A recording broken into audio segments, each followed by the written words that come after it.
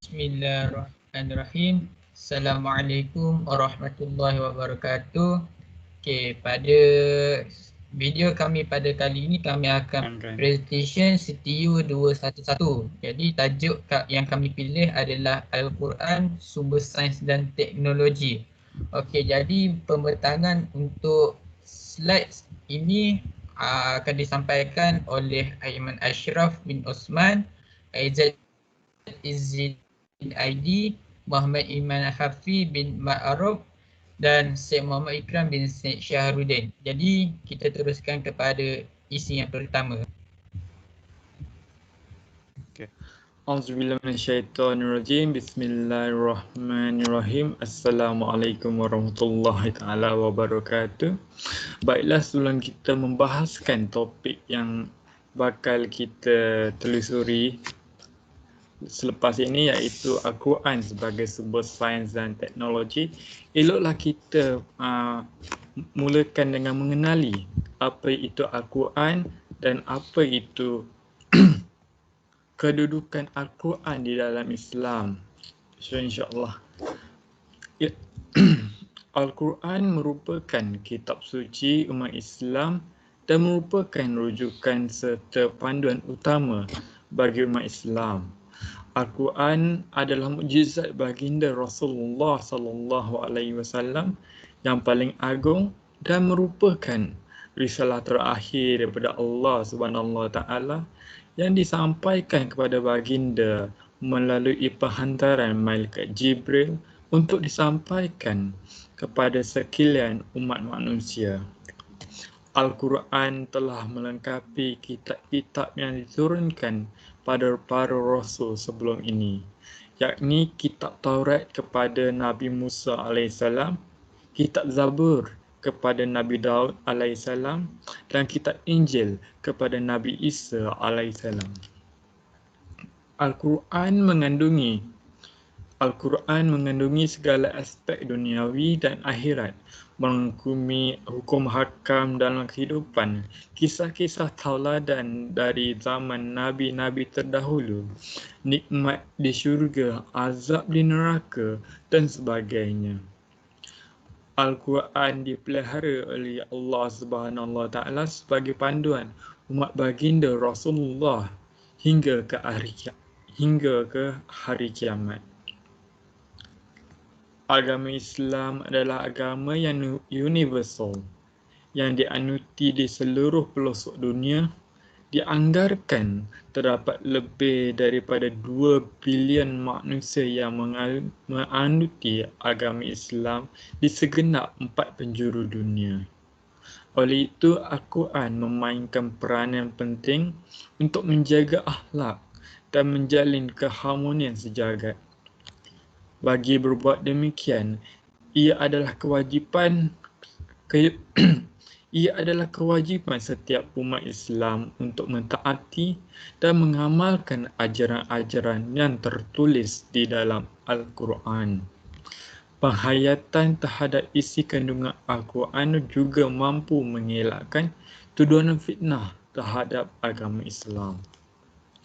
Kedudukan Al-Quran dalam Islam. Umum mengetahui kitab Al-Quran mempunyai kedudukan yang amat tinggi dalam pegangan agama Islam kerana ia adalah kata-kata daripada Tuhan Yang Maha Esa. Beriman kepada Al-Quran adalah wajib bagi sekalian umat Islam seperti yang termaktub dalam rukun iman ketiga. Umat Islam perlu mengakui dengan hati dan lidah tanpa sebarang keraguan akan setiap intipati yang tertulis dalam Al-Quran. Maka berpaling daripadanya merupakan satu kesalahan yang amat besar dalam Islam.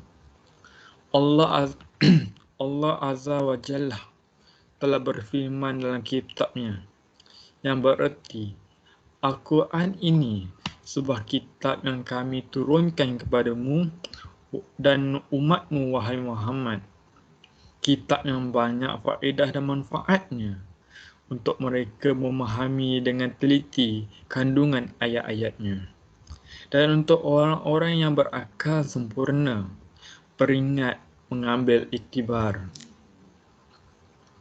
Selain daripada sumber panduan hidup manusia dan pengetahuan spiritual, Al-Quran juga merupakan sumber intelektual. Ia merupakan sumber utama inspirasi pandangan Muslim terhadap kesepaduan sains dan pengetahuan intelektual. Kajian terhadap intipati Al-Quran oleh sarjana Barat bukanlah perkara yang aneh, malah ia sudah lama dilakukan. Terdapat penemuan-penemuan saintifik yang menakjubkan sehingga membingungkan para pengkaji Barat. Mereka beranggapan bahawa Al-Quran telah dikarang oleh Nabi Muhammad SAW.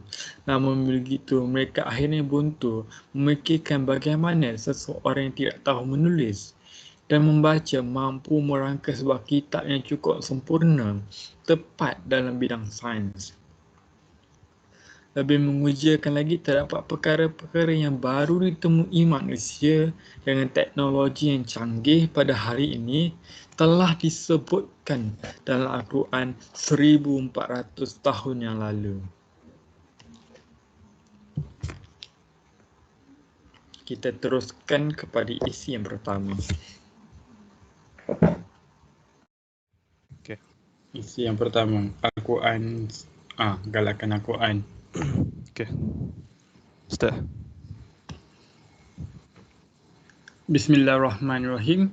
Baiklah saya mulakan. Galakan Al-Quran untuk mengkaji ilmu sains.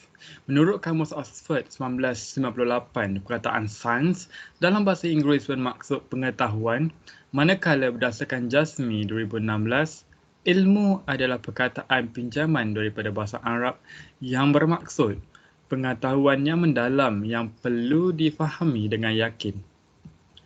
Ilmu sains ialah sejenis pengetahuan yang bersifat ilmiah yang terhasil melalui proses pembuktian, pengujian, penelitian dan eksperimentasi yang mendalam, sistematik, objektif, komprehensif dengan menggunakan pelbagai kaedah dan pendekatan yang sesuai.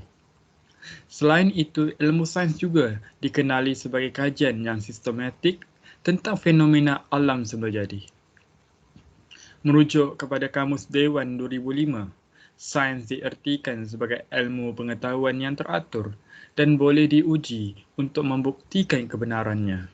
Di samping itu, sains juga adalah cabang ilmu pengetahuan yang berdasarkan kebenaran atau kenyataan semata-mata yang merangkumi ilmu berkaitan fizik, kimia, biologi dan lain-lain.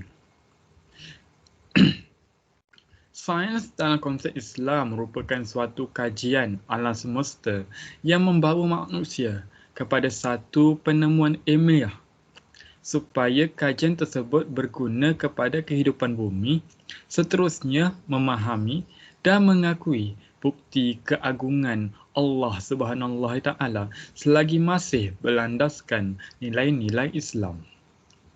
Dalam konteks Islam, sains hendaklah dimanfaatkan oleh umat Islam dengan pelbagai kaedah untuk mencapai matlamat, kerana sebenar-benar ilmu itu adalah ilmu yang mampu membimbing manusia dan mendekatkan diri kepada Tuhan Yang Maha Esa. Dalam kaedah percubaan sains dan pengetahuan moden, orang Islam adalah pengasas yang sebenar.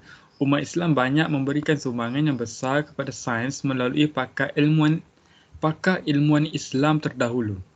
Antara contoh mereka adalah Ibn Sina, Al-Khawarizmi, Ibnu Al-Nafis dan lain-lain lagi. Jika ditelusuri dengan teliti, Al-Quran telah menggesa manusia untuk menghayati dan memikirkan setiap kejadian alam dengan panca indera serta akal fikiran. Jika umat Islam merenungi dan mengkaji kerumitan dan kehebatan suatu kajian alam itu, dengan sedalam-dalamnya, ia pasti akan membawa kita kepada satu kesimpulan, iaitu bahawa alam ini dicipta oleh Tuhan Yang Maha Bijaksana. Pada masa yang sama, kita juga menyedari serta mengagumi akan kebesaran kuasa Allah Subhanahu Wa Taala, Tuhan semesta alam. Orang-orang yang berfikir itu dikenali sebagai ulul albab di dalam Al-Quran, merupakan manusia yang berjaya mengambil pengajaran daripada Al-Quran serta mengambil pengajaran daripada alam semesta dan segala penciptaan Allah Subhanahu Wa Taala dengan akal dan hati yang bijaksana. Allah Subhanahu Wa Taala memilih ayat seperti tidakkah kamu berfikir, tidakkah kamu melihat dan tidakkah kamu mendengar. Sebagai contoh, Allah Subhanahu Wa Taala telah berfirman dalam surah Al-Hasyiah ayat 17 hingga 20 yang bermaksud, mengapa mereka yang kafir masih mengingkari akhirat? Tidakkah mereka memperhatikan keadaan unta bagaimana ia diciptakan, keadaan langit bagaimana ia ditinggikan binaannya, dan keadaan gunung ganang bagaimana ia ditegakkan, dan keadaan bumi bagaimana ia dihamparkan. Firman Allah ini jelas menegaskan kita untuk mengkaji alam bagi mendekatkan kita dengannya. Itu sahaja daripada saya serahkan kepada rakan saya yang seterusnya. Okay. Sumber rujukan astronomi. Definisi astronomi. Istilah astronomi merupakan satu perkataan yang berasal dari bahasa Yunani yang membawa maksud kepada perihal bintang. Maksud perkataan astronomi secara amnya merupakan bahagian ilmu sains yang membabitkan perihal tentang bintang, matahari, bulan serta planet-planet. Manakala, menurut Asfahani, istilah astronomi tersebut di dalam bahasa Arab ialah al-ilmu al-falaq atau al-ilm al-falaq al-tabi'i yang membawa maksud kepada ilmu fenomena astronomi daripada Mujam Mufradat Al-Faz Al-Quran dan merujuk kepada Kamus Dewan 2005. Istilah astronomi ini membawa maksud kepada ilmu yang merujuk kepada kajian mengenai kedudukan, pergerakan dan penggunaan serta tafsiran yang terkait dengan bintang. Ilmu astronomi atau ilmu falak menurut Al-Quran. Ilmu falak atau astronomi di dalam konteks Islam ialah satu bidang ilmu tentang perjalanan, pergerakan dan agihan bintang dan cakrawala atau planet-planet lainnya. Perkataan falak itu sendiri diulang sebanyak 2 kali di dalam Al-Quran. Perkataan pertama disebut di dalam surah Al-Anbiya ayat 21, ayat 33 yang berkaitan dengan setiap satu ciptaan Allah itu beredar pada tempat edaran iaitu falak yang sentiasa memuji Allah. Manakala perkataan falak yang kedua pula muncul pada surah Yasin iaitu pada ayat yang ke-40 berkaitan matahari tidak dapat mengejar bulan dan malam tidak dapat mendahului siang. Ini jelas menunjukkan bahawa ilmu falak ini merupakan satu cabang ilmu sains yang amat penting untuk dikuasai oleh umat Islam.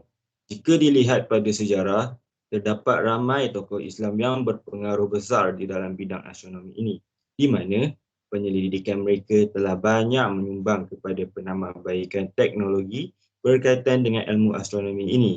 Sebagai contoh, Abdul Ar-Rahman As-Sufi atau lebih dikenali sebagai Az-Zofi oleh kuasa barat telah mencetuskan satu penemuan baharu di mana beliau telah melakukan pemerhatian pertama mengenai sekumpulan bintang di luar galaksi Bima Sakti iaitu galaksi Andromeda.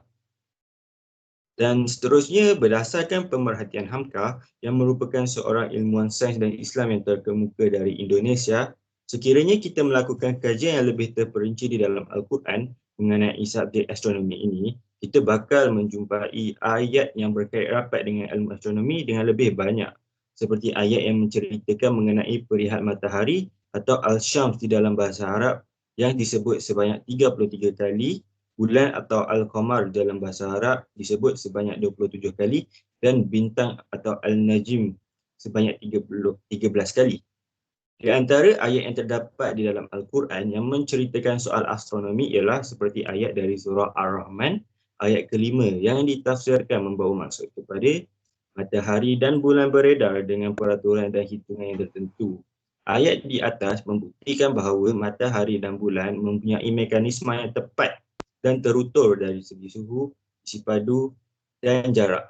Sekiranya ukuran matahari terlebih atau terkurang sedikit jaraknya dengan bumi, pasti kita semua akan terbakar atau membeku. Begitu juga dengan bulan, ia akan mempengaruhi pasang dan surutnya air laut pada permukaan bumi.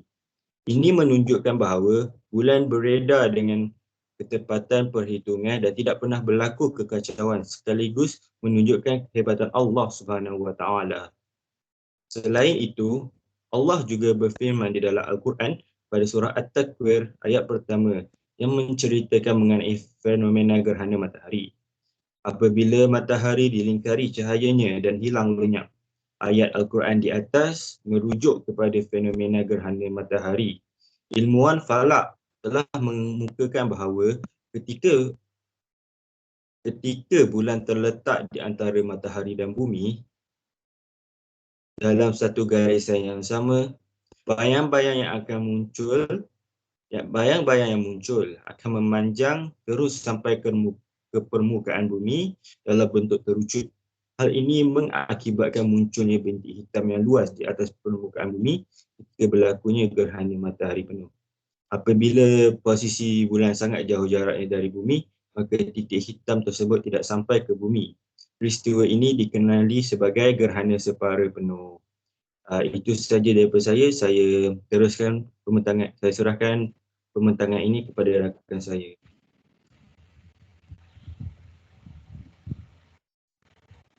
Okey, baiklah. Jadi untuk saya akan terangkan untuk bahagian Al-Quran dan matematik. Okey, kita pergi kepada definisi matematik. Matematik dahulunya dikenali sebagai ilmu hisab yang berasal dari perkataan Arab yang bermaksud ilmu dalam hal kira-mengira berdasarkan kamus bahasa Melayu. Ia adalah satu bidang ilmu yang mengkaji kuantiti, ruang, struktur dan perubahan. Ahli matematik seperti Benjamin Peirce menggelarkan matematik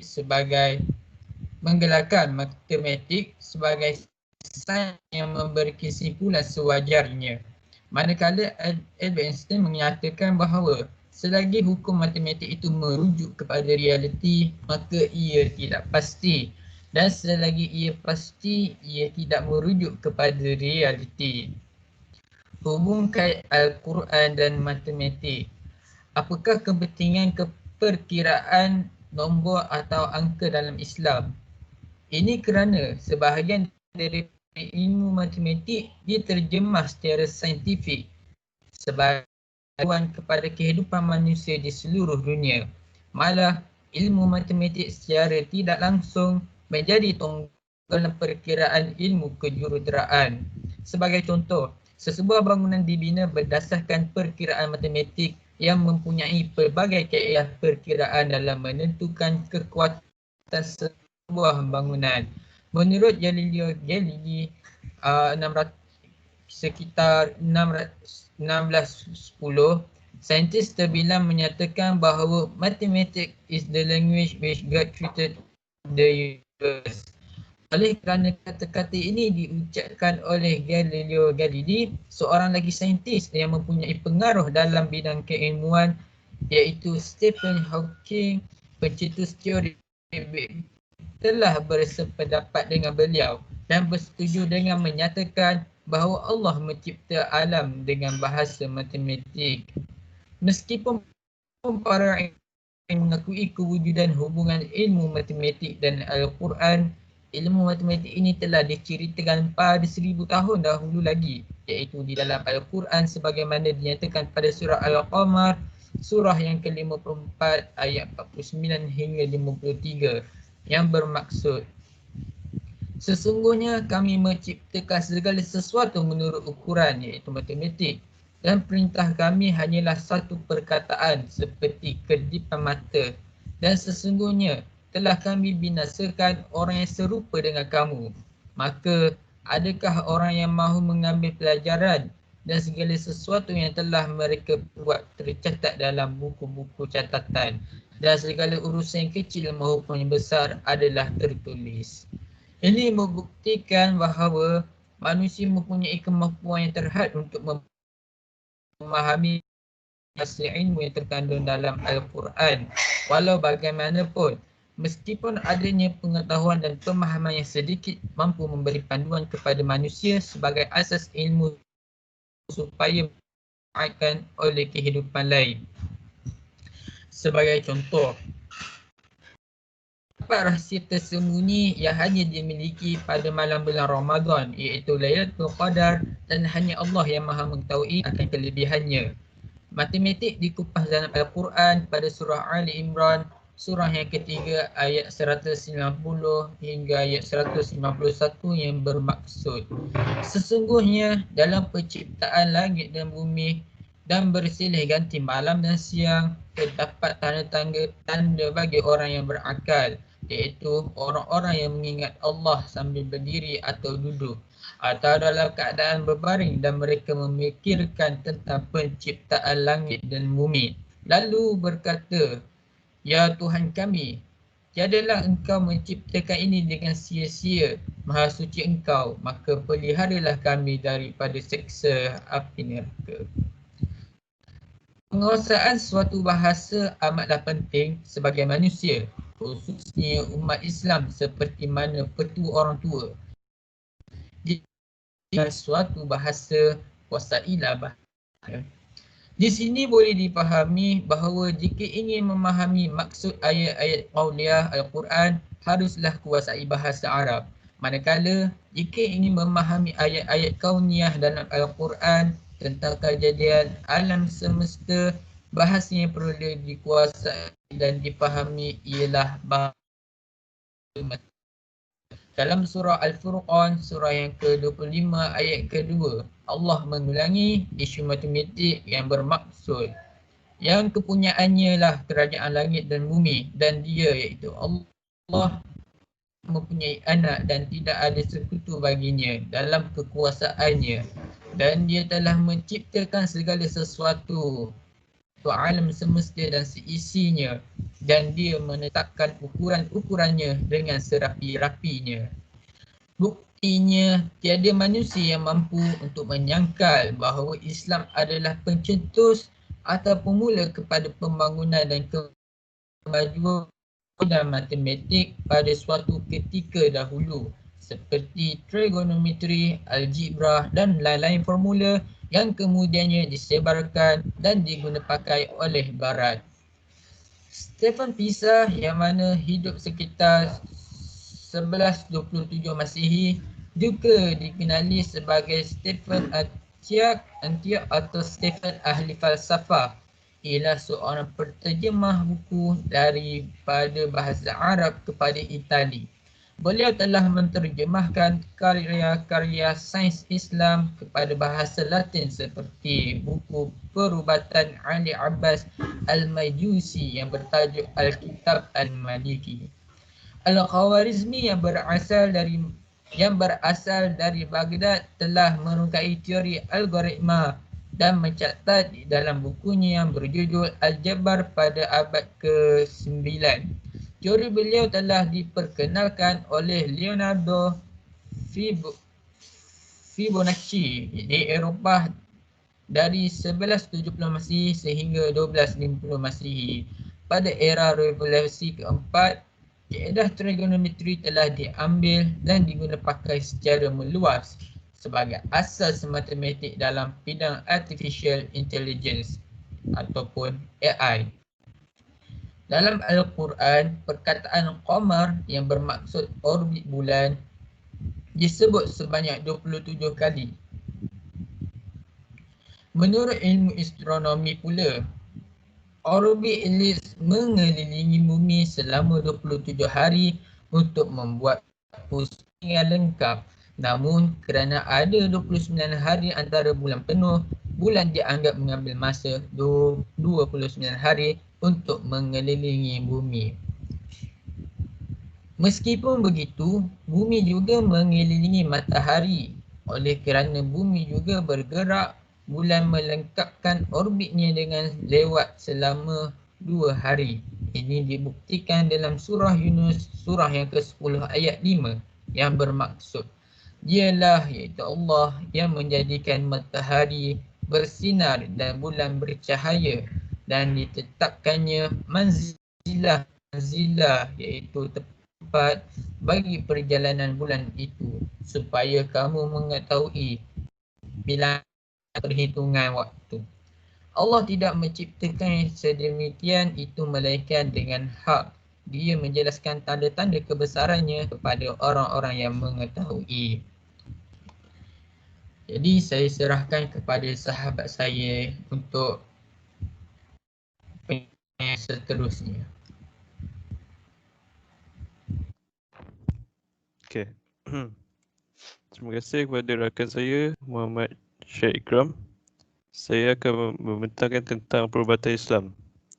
Definisi perubatan Islam. Perubatan menurut Islam merupakan satu usaha dalam merawat penyakit yang berdasarkan wahyu ilahi yang diambil dari petunjuk Al-Quran dan As-Sunnah dan juga dikenali sebagai pengubatan Nabi Muhammad SAW dan merupakan satu cabang alternatif dari cabang ilmu perubatan. Manakala menurut Kamus Oxford 1998, perkataan perubatan atau medicine dalam bahasa Inggeris bermaksud sains atau latihan diagnosis, rawatan dan pencegahan penyakit. Selain itu, menurut Kamus Pelajar edisi kedua 2015, definisi perubatan adalah semua perkara yang bersangkutan dengan hal berubat. Hubung kait Al-Quran dan perubatan.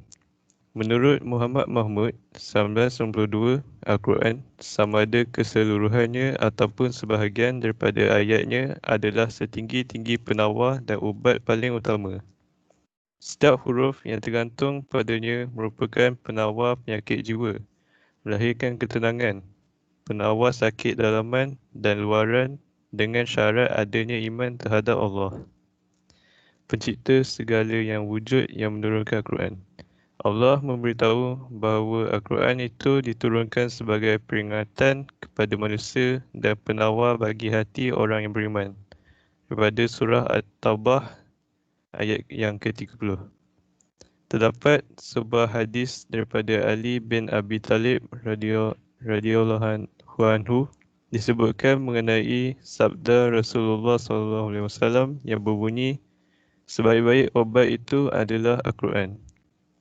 Selain itu, terdapat juga sebuah hadis lain daripada Abu Sa'id Al-Khudri yang menyatakan bahawa adanya seorang lelaki yang telah datang menemui baginda Rasulullah SAW untuk mengadu bahawa dadanya terasa sakit. Baginda memberitahu kepadanya agar membaca Al-Quran kerana Allah SWT ada berfirman, Al-Quran itu adalah penawar penyakit yang ada dalam dada. Setiap penyakit pasti ada perubatannya. Allah SWT yang mewujudkan penyakit, Dialah yang menyediakan ubatnya. Setiap sesuatu perkara mempunyai sebab yang boleh dikaitkan dengan tingkah laku manusia yang secara langsung berkait dengan rahsia ilahi yang tidak dapat difahami oleh semua manusia. Allah SWT memerintah Nabi Muhammad SAW supaya memberitahu orang-orang yang bertanyakan mengenai roh bahawa roh itu merupakan urusan ilahi. Setiap perkara yang berlaku termasuklah penyakit dan masalah manusia mempunyai sebab munasabah. Pencipta sebab itu ialah Allah SWT Al-Khaliq yang berkuasa melakukan sesuatu. Apabila ia hendak menjadikan sesuatu dan berkata, jadilah maka jadilah. Terdapat dua konsep asal perubatan menurut Islam, iaitu penjagaan diri dan rawatan diri. Penjagaan diri adalah lebih baik berbanding rawatan diri. Allah SWT melarang orang yang beriman daripada membinasakan dirinya. Daripada surah Al-Baqarah. Tidak kira sama ada pembinasan itu melibatkan pemakanan yang memberi darurat, yang terlarang, berlebihan dan sebagainya. Allah SWT menyeru setiap orang itu makan dan minum, tetapi melarang daripada mengambilnya secara berlebihan. Daripada surah Al-An'am. Rasulullah SAW telah bersabda, perut itu ialah tempat penyakit. Menurut Syamsuddin Muhammad, keperluan pada makanan itu ada 3 tahap, iaitu semata-mata untuk keperluan, mencukupi dan berlebihan. Rasulullah SAW memberitahu bahawa makanan itu mencukupi dengan suapan kecil yang menguatkan tulang belakang, ataupun makan memenuhi 1/3 daripada ruang perut, 1/3 lain untuk air, manakala yang bakinya untuk bernafas. Kaedah tersebut adalah kaedah utama yang memberi manfaat kepada penjagaan badan, kerana perut itu adalah tumpuan penyakit seperti yang telah disabda oleh Rasulullah SAW. Apabila perut telah penuh dengan makanan, ruang minuman akan menjadi sempit. Apabila minuman pula berlebihan, ruang bagi bernafas menjadi sempit, namun seseorang itu akan sukar untuk bernafas. Hal ini akan menyebabkan terjadinya kerosakan hati, pergerakan tubuh menjadi lambat dan malas untuk melakukan ketaatan seperti solat fardu dan membangkitkan nafsu syahwat. Selain daripada mengawal pemakanan supaya tidak berlebihan, kesihatan juga memerlukan kebersihan, iaitu pada makanan, minuman, pakaian, tempat tinggal dan lain-lain. Kebersihan adalah sebab utama bagi kesihatan dari aspek luaran dan juga dalaman diri. Allah Subhanahu wa Ta'ala menegaskan supaya setiap orang yang hendak solat untuk membasuh muka, tangan, kepala dan kaki. Kita mestilah membersihkan badan, tempat solat dan pakaian kerana amalan seperti ini membawa kepada kesihatan badan dan ruh. Sesungguhnya Allah Subhanahu wa Ta'ala itu suka pada orang yang bertaubat dan orang yang menyucikan dirinya. Daripada surah Al-Baqarah ayat 222. Selain penjagaan pemakanan dan kebersihan, Rasulullah SAW juga mengajar supaya setiap orang itu menjauhkan diri daripada penyakit berjangkit. Pengajaran ini juga boleh dipraktikkan pada masa sekarang untuk menjauhi daripada COVID-19. Rasulullah SAW seperti yang disebut dalam sebuah hadis yang diriwayatkan oleh Abu Naim, seperti yang tersebut dalam At-Tibu An-Nabawi, tidak mendekati isterinya yang sakit mata sehinggalah sembuh. Daripada Ibnu Abbas, ia berkata telah bersabda Rasulullah SAW, jangan kamu amalkan melihat mereka yang sakit kusta. Daripada riwayat Ibnu Majah.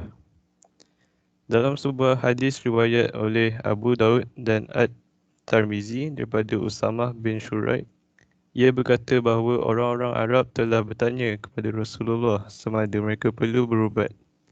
Baginda menjawab, ya wahai hamba Allah, berubatlah, sesungguhnya Allah tidak menurunkan penyakit kecuali ia telah menetapkan baginya penawar kecuali satu, iaitu tua. Setiap penyakit pasti ada cara mengubatnya.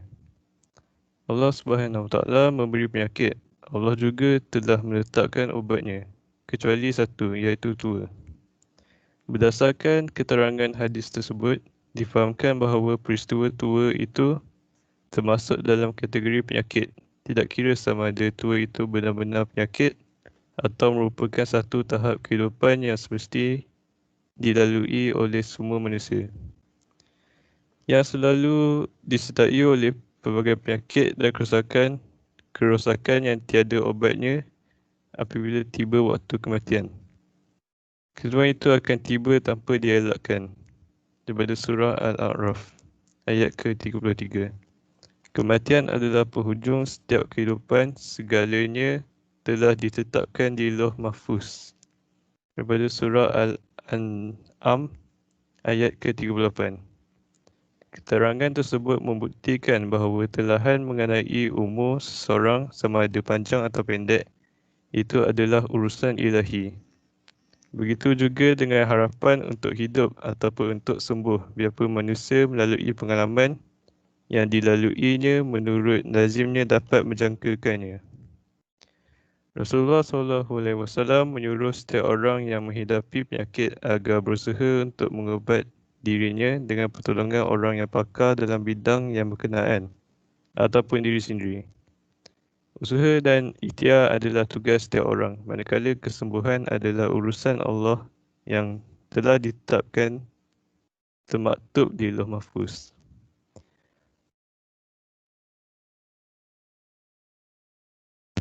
Yang kami pilih sebagai kesimpulannya, Islam menyuruh umatnya supaya mengkaji dan meneliti ayat-ayat Al-Quran kerana banyaknya fenomena alam untuk manusia memahami dan mendalami ilmu pengetahuan agar dapat membina tamadun yang berguna dan membawa keamanan dan membawa keamanan pada setiap masa.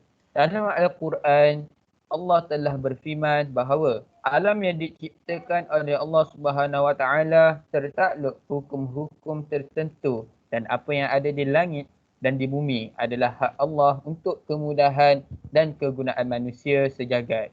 Bahkan dalam Islam, hubungan manusia dengan Allah tiada batasan, malah merangkumi semua aspek kehidupan manusia.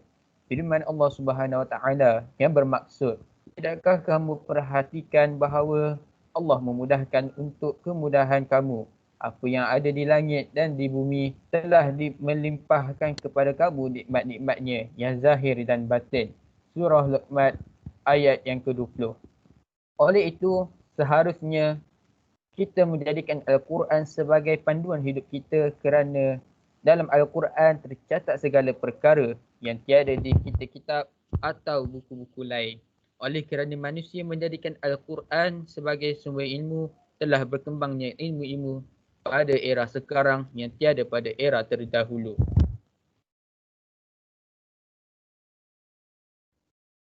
Sampai situ saja pertanyaan kami. Sekian, terima kasih.